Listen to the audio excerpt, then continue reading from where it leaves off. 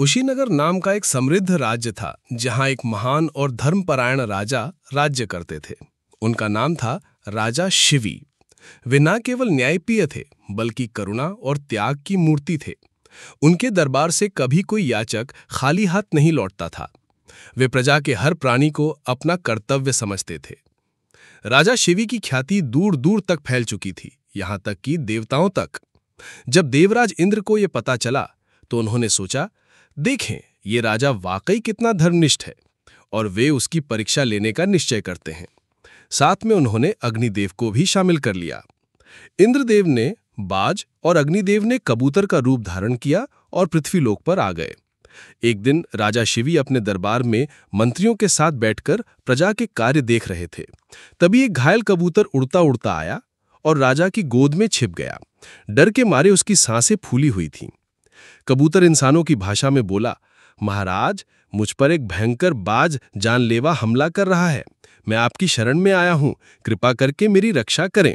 राजा शिवी ने स्नेह से कबूतर को गोद में लिया, उसके पंख सहलाए और कहा, तू अब मेरी शरण में है।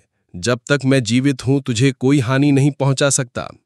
इतने में बाज भी दरबार में आ पहुंचा और गरजते हुए बोला, राजन, ये कबूतर मेरा आहार है, इसे मुझे लौटा दो, भूख से मेरी जान जा रही है।